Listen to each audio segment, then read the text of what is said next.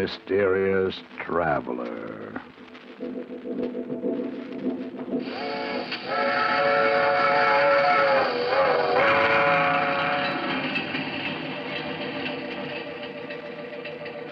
This is the Mysterious Traveler, inviting you to join me on another journey into the realm of the strange and the terrifying. I hope you will enjoy the trip, that it will thrill you a little and chill you a little. So settle back, get a good grip on your nerve, and be comfortable, if you can. Where are we going? Why, we're going to follow the adventures of a man who thought he could commit murder and escape punishment. I call the story Death Laughs Last.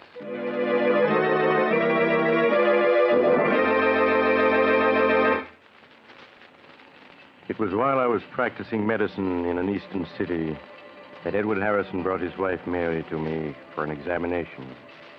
I could see at a glance that she was dangerously ill.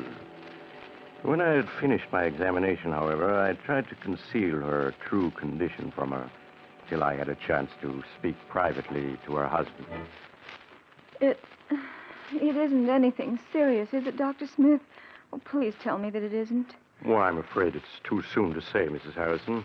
Until the X-ray plates are ready, I can't say yes or no. Oh, but... Now your husband is waiting outside. He's probably beginning to worry, so... Oh, yes, of course.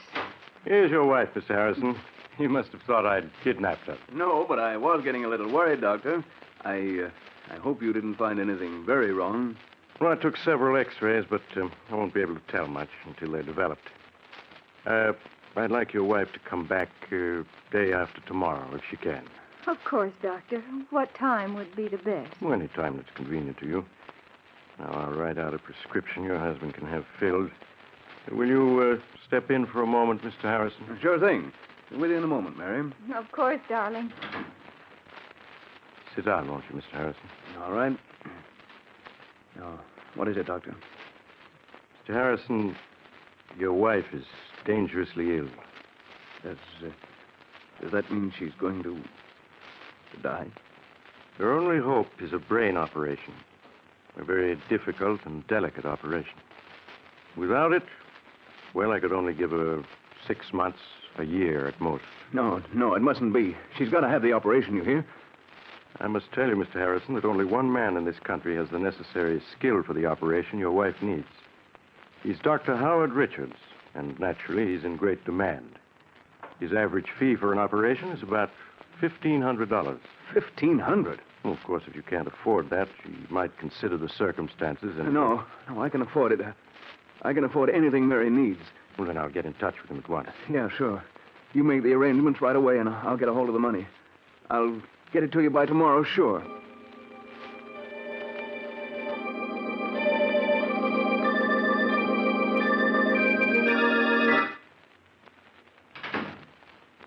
Darling, help me off with my coat, will you? Please? Oh, sure, Mary.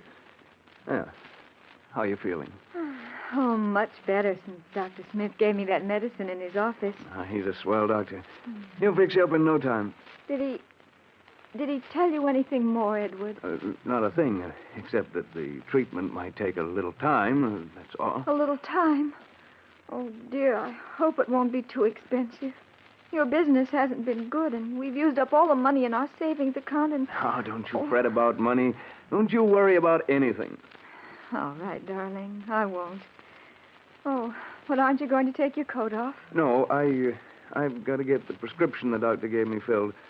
You just take it easy till I get back. I might stop in at the shop, too. There's something I've got to attend to there.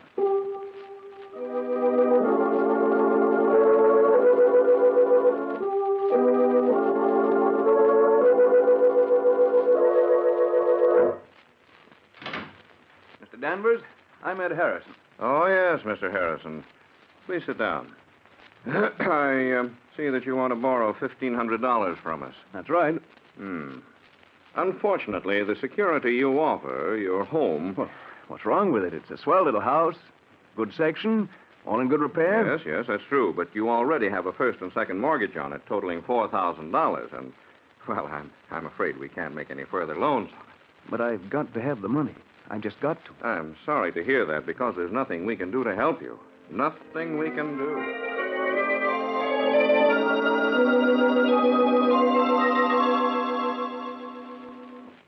You say you're not employed, Mr. Harrison. No, I own a shop. I'm a locksmith. Mm-hmm.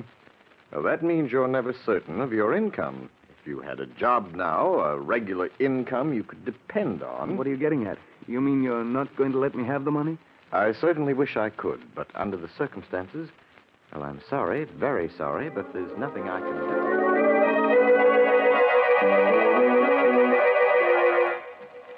I'm afraid the collateral you suggest isn't satisfactory, Mr. Harrison. We'd lend you the money if we could, but we just can't. Sorry. But I've got to have it. I've just got to. Sorry. It's to save Mary's life. She'll die if I Sorry. don't. And I won't let her die. I won't. Sorry. Sorry. Look, Sorry. you must... Sorry. Listen. You must...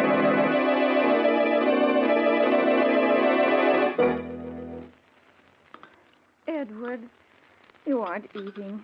Oh, and you're so quiet. Dear, is there anything wrong? What? Oh, no, of course not. You're worrying about me, aren't you? Why, no, Mary. I was just thinking about making some changes at the shop. And... Darling, you don't have to lie to me. I know I'm not well, but I'm going to get better. Really, I am, I promise. Of course you are. Dr. Smith said so. You're going to be well in no time. Now I've got to go out. I have an appointment over the other side of the city with Horace Latimer. He wants to see me about something. Something important.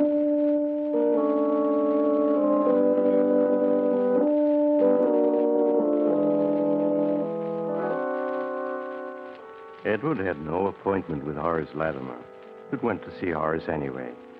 For he and Horace had been boyhood friends. Then their paths had separated, and Horace had grown wealthy.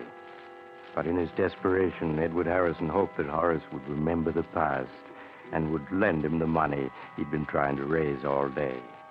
Horace could spare it easily. But would he? 1,500. That's rather a lot of money, Ed. I know it is, Horace, but it's for Mary, for an operation. I've got to have it. Yes. Why don't you try the bank? You have a house, a business. I have tried the bank and all the personal loan companies in town. They all turned me down, said the security wasn't good enough. I see. Well, that's too bad. But I don't quite understand why you came to me, Ed. Because we're friends, that's why. Because when we were boys, we agreed that we'd each of us always lend the other a helping hand if we could. Boys don't understand business very well, I'm afraid, Ed. No, I suppose not. They don't understand business. They just understand friendship. You know, if I had the money and you needed it, I'd lend it to you in a minute. I don't doubt that at all, Ed. And you can bet I'd lend it to you if I had it. But that's the trouble. I haven't any ready cash. The income tax, you know, and a couple of shaky investments that I had to bolster up lately. All right, Horace, never mind explaining. I get the idea. You're not going to lend me the money. No, really, Ed, I would if I could, but I can't. I'm sorry, Save your but sorrow for somebody else. I don't need your money, you hear? I'll get it someplace else. Yes, I'll get it. Somehow.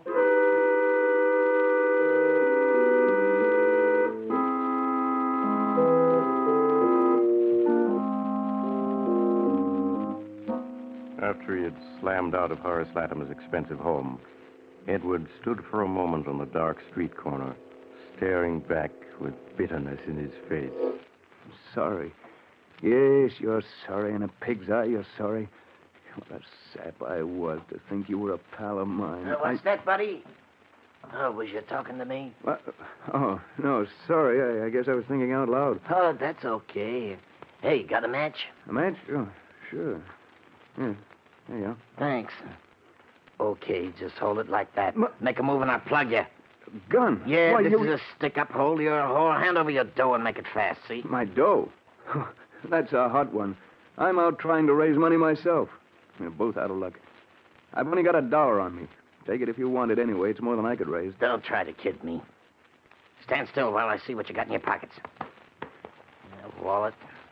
A leather case of some kind. You'll find just $1 in that wallet. Yeah? A buck. One measly buck. And I bet you got a roll hidden in this leather case. It's heavy enough. There's nothing in there but my emergency kit. Yeah, well, I'll just see for myself. Say. Oh, this kit is full of skeleton keys and pick locks and stuff. What are you, anyway? Second-story worker? I'm a locksmith and a safe repairman, if it's anything to you. Now, how about taking the dollar and letting me go on my way? I'm in a hurry. Ah, not so fast, pal. Not so fast. Were you leveling just now when you said you was trying to raise dough? Yeah, I've got to have $1,500 by tomorrow. What's it to you? Ah, you'd be surprised, pal. Okay, I'm putting the gun away, but you ain't leaving yet. Me and you, we're gonna talk business. Because I got a plan that'll get us both all the dough we need.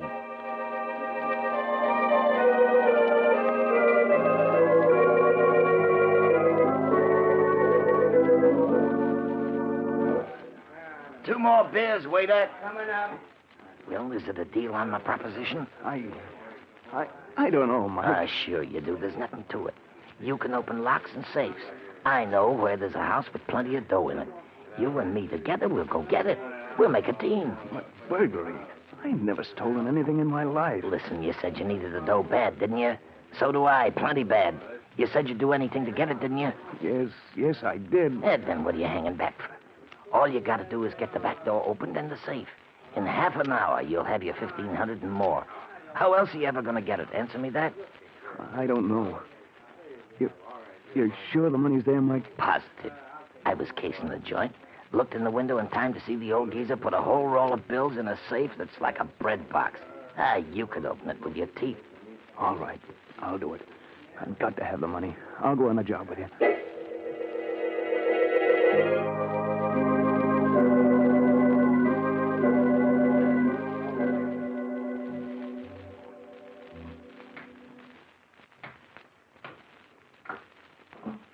Okay, this is the joint.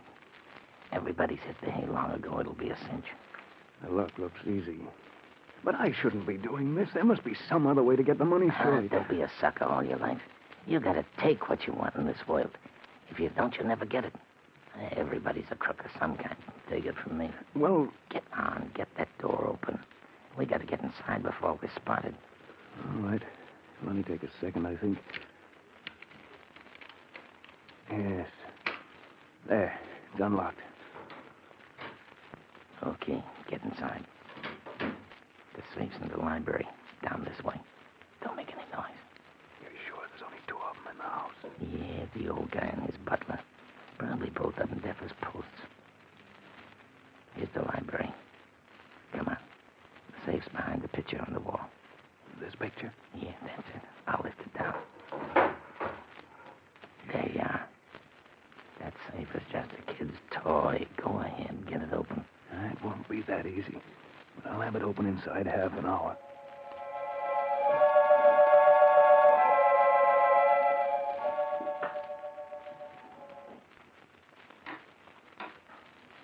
Hurry it up. You've been 40 minutes on that thing. It's coming now.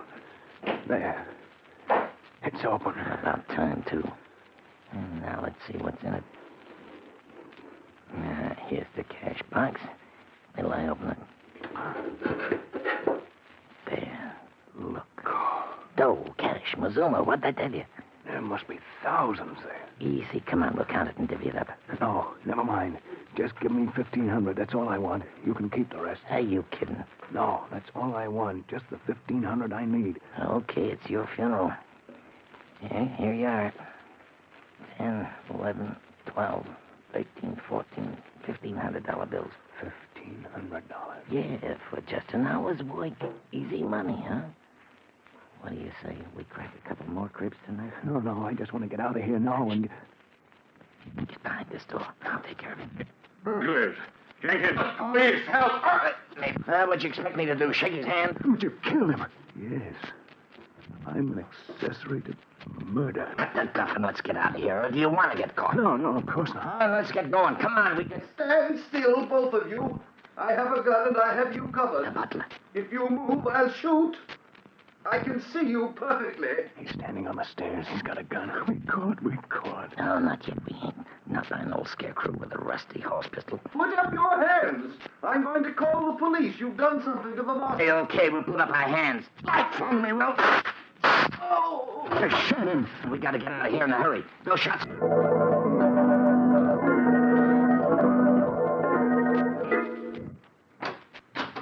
Okay, here we are. Come on in. But why did you make me come here? Why can't I go home? You heard me. Come on in. That's better. Now, take off your hat and stay a while. But I can't stay, Mike. My wife, she'll be worrying. Get home to her. You got other things than your wife to worry about, chum. What do you mean, Mike? I mean the cops. Or have you forgotten you're wanted for murder? No, I haven't forgotten. I'll never be able to forget. Why did you kill him? Why? Well, it was either kill them or go to jail. Or would you rather have gone to jail, huh? No, but I'm all mixed up. How did I get into this anyway? You needed dough. That's how you got into this.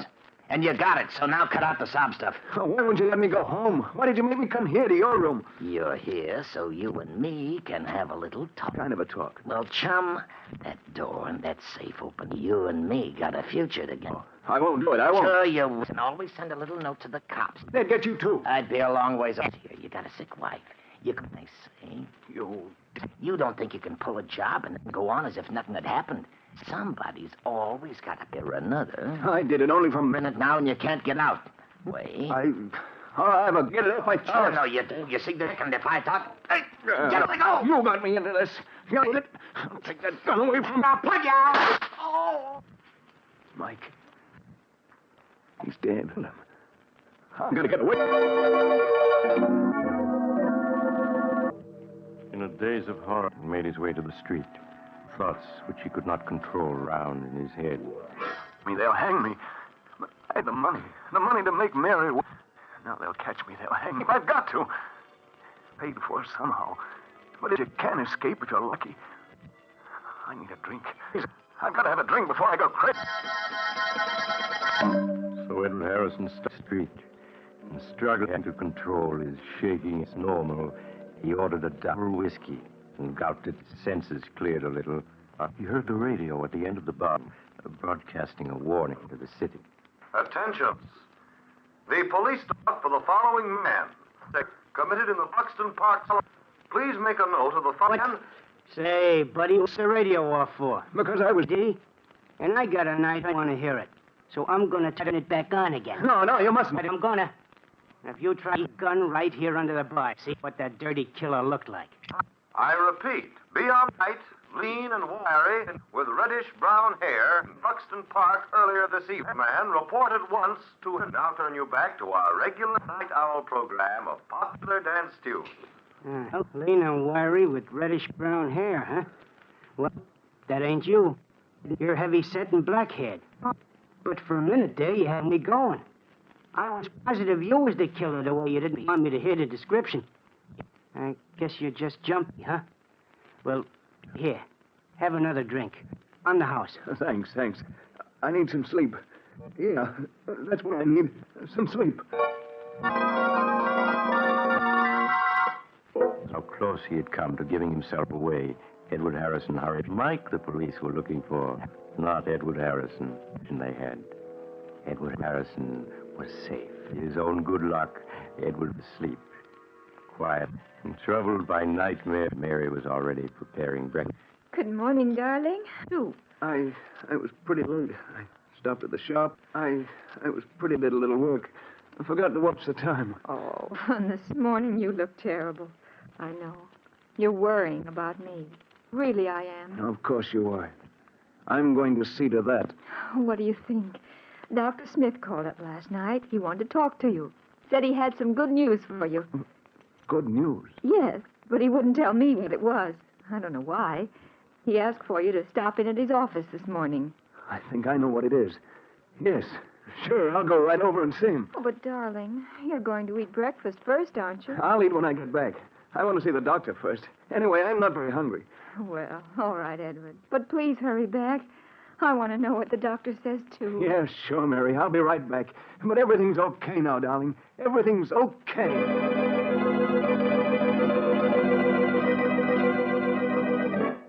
After he left the house, Edward bought a morning paper. Big headlines told of the murders the night before, but he scarcely saw them. His eyes hurried through the story until he found what he was looking for. The news that Mike's body had been found. The butler Mike had shot had given the police Mike's description and then died before he could tell them there was anyone with Mike.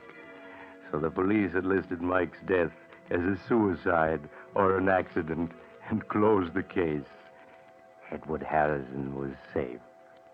Perfectly safe. Safe. I'm safe. Mike was wrong. Sometimes you can get away with murder and not have to pay anything if you're lucky. And I've been lucky. I've been lucky.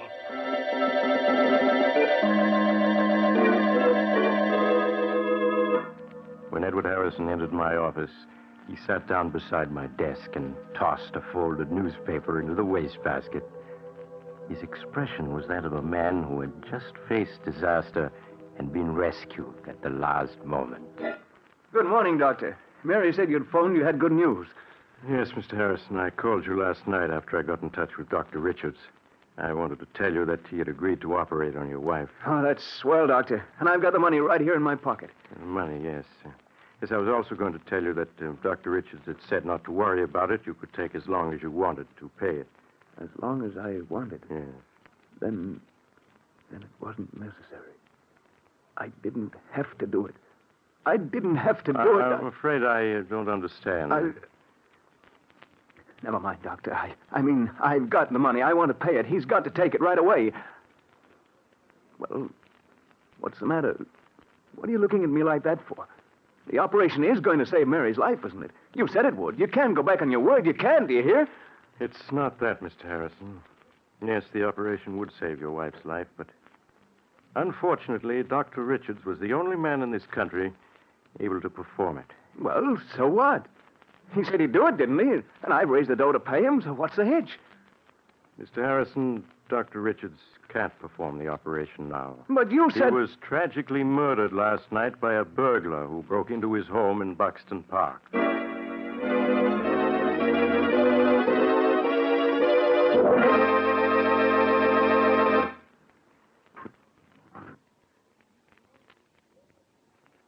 This is the mysterious traveler again. Did you enjoy our little trip into the life of a man who thought he could make good come out of evil? Poor Edward Harrison. He didn't believe that crime must always be paid for by someone, did he? What became of him? Well, after his wife died a few months later, he confessed everything to the police. He didn't have anything to live for, poor fellow. But I hope his experience will teach you that crime really doesn't pay. I always say that if... Oh, you're getting off at the next stop. I'm sorry. But perhaps we'll meet again soon. I take this same train every week.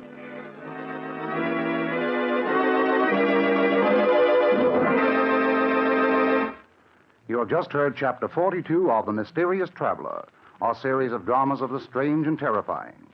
In today's story, Death Laughs Last, Philip Clark played Edward Harrison, Carl Emery played Mike, and Elizabeth Morgan played Mary Harrison. The Mysterious Traveler is written by Bob Arthur and David Cogan, and original music is played by Henry Silverne. The entire production is under the direction of Jock McGregor.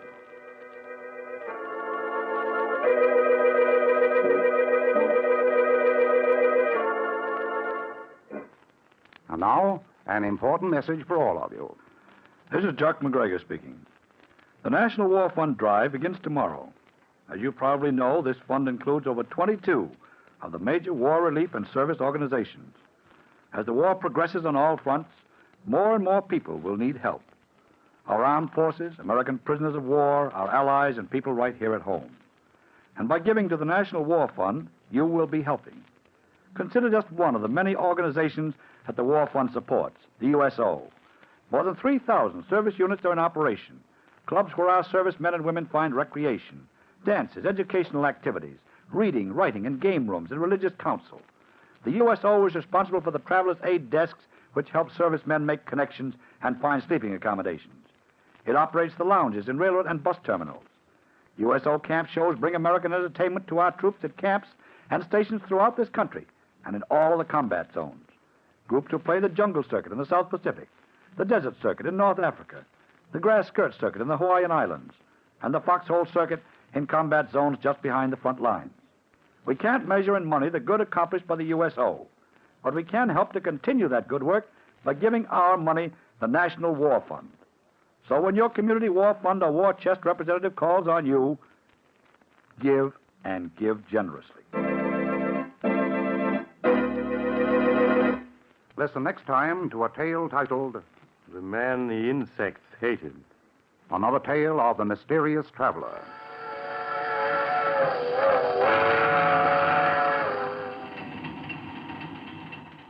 The Mysterious Traveler is presented by WOR Mutual from the WOR studios in New York.